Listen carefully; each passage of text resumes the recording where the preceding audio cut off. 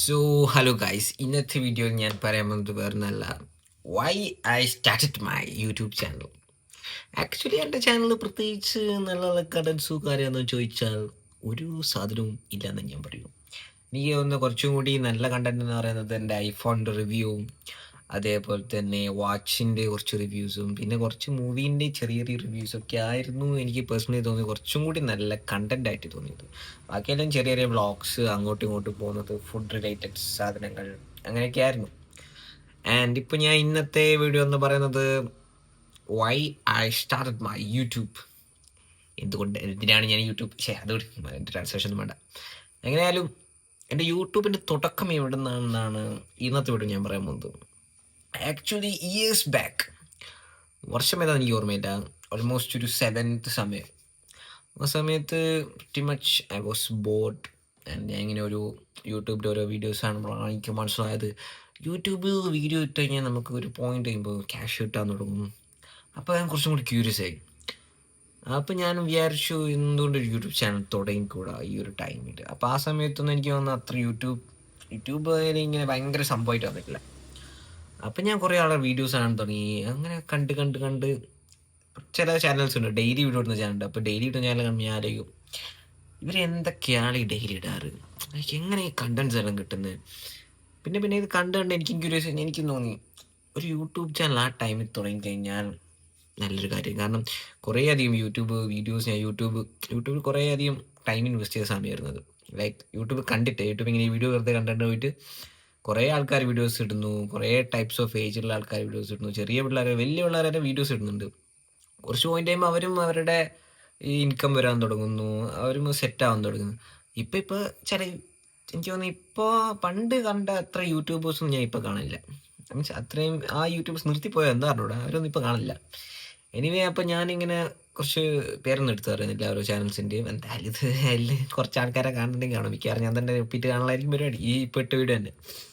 അപ്പോൾ ഇനി അപ്പോൾ 7ാം ക്ലാസ് സമയത്ത് ഇങ്ങനെ ഒരു തോട്ട് വന്നു, യൂട്യൂബ് ചാനൽ തുടങ്ങാം. ഇത് ഒരു ആഗ്രഹമായി മാറി. ഞാൻ എൻ്റെ ഒരു സിബ്ലിങ്ങിൻ്റെ കാര്യം പറഞ്ഞു, പുച്ഛിച്ചു വിട്ടു, വളരെ വിദഗ്ധമായി എന്നെ പുച്ഛിച്ചു വിട്ടു. കാരണം ആ സമയത്ത് ടിക്ടോക്കും ഇതെല്ലാം ഉള്ള സമയത്ത് ഞാനും കുറേ കോപ്രായമെല്ലാം കാണിച്ചിട്ടുണ്ട്. സോ എന്നെ അത്ര വിശ്വാസമില്ല സോഷ്യൽ മീഡിയ ഹാൻഡിൽ ചെയ്യണം. ബട്ട് ഞാൻ എൻ്റെ ഫസ്റ്റ് ചാനൽ അങ്ങനെയാണ് തുടങ്ങിയത്. അപ്പോൾ ആ ചാനൽ തുടങ്ങി, ആരും അറിയാണ്ട് 1-2 വീഡിയോസ് ഇട്ടു. 2 വീഡിയോസോട് ഞാൻ നിർത്തി. പിന്നെ ഒരു മോട്ടിവേഷനും അല്ലെങ്കിൽ ഇടാനുള്ള ത്വരയൊന്നുമില്ല.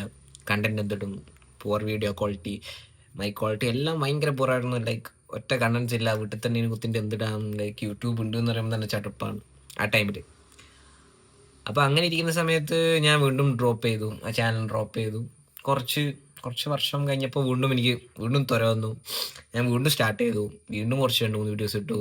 വീണ്ടും ഒരു റീച്ചും നെറ്റ് സബ്സ്ക്രൈബേഴ്സും ഒന്നും ഇല്ലാണ്ട് എനിക്ക് തന്നെ ചടപ്പടിച്ചു തുടങ്ങി. ഞാൻ വീണ്ടും നിർത്തി. ആൻഡ് ഞാൻ പിന്നെ വിചാരിച്ചു വീണ്ടും തുടങ്ങി. അപ്പോൾ ആ സമയത്ത് ഇതേപോലെ കുറച്ചും കൂടി വീഡിയോസ് ഇട്ടു.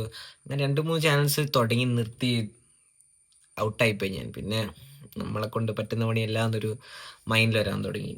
പിന്നെ കുറച്ച് കഴിഞ്ഞപ്പോൾ വീണ്ടും ഭയങ്കര ഒരു +1 +2 സമയത്തെല്ലാം ഭയങ്കര കൊറോണ ടൈമിലെല്ലാം എനിക്ക് വീണ്ടും ഭയങ്കര ഇതായി. ലൈക്ക് ഈ തുടങ്ങണം, ഡെവലപ്പ് ആക്കണം, എൻ്റേതായൊരു ചാനൽ, കുറച്ച് നല്ല സബ്സ്ക്രൈബേഴ്സ്, നല്ല വ്യൂവേഴ്സ് ഒക്കെ ഉള്ളതെന്ന് വിചാരിച്ചിട്ട് ഇങ്ങനെ കൊറോണ കഴിഞ്ഞ് ഒരു +2 കഴിഞ്ഞിരിക്കുന്ന സമയത്ത് ഞാൻ എന്ത് ചെയ്തു, +2 കഴിഞ്ഞതോ +1 വെക്കേഷനോ ഏതൊരു ടൈമിൽ ഞാൻ വീണ്ടും ഒരു ചാനൽ തുടങ്ങി.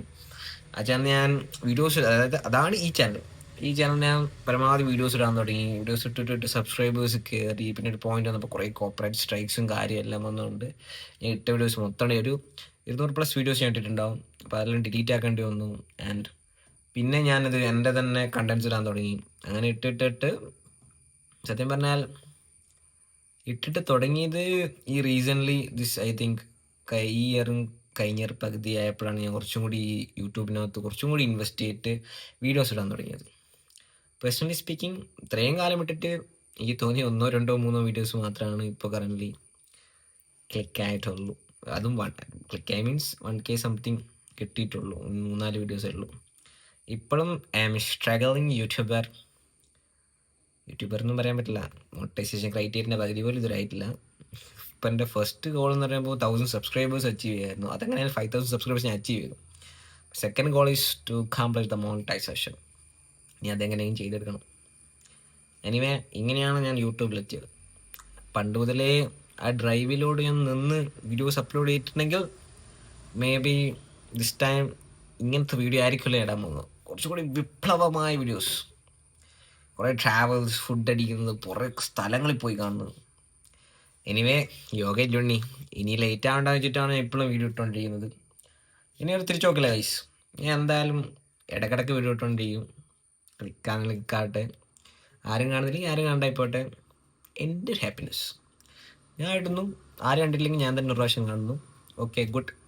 വേറെ ആരെങ്കിലും കാണും, എപ്പോഴെങ്കിലും കാണും, എപ്പോഴെങ്കിലും ഹിറ്റാവും, എപ്പോഴെങ്കിലും ക്ലിക്കാവും എന്നൊരു പ്രതീക്ഷയോടെ നമ്മൾ വീഡിയോ ഇട്ടുകൊണ്ടിരിക്കുക.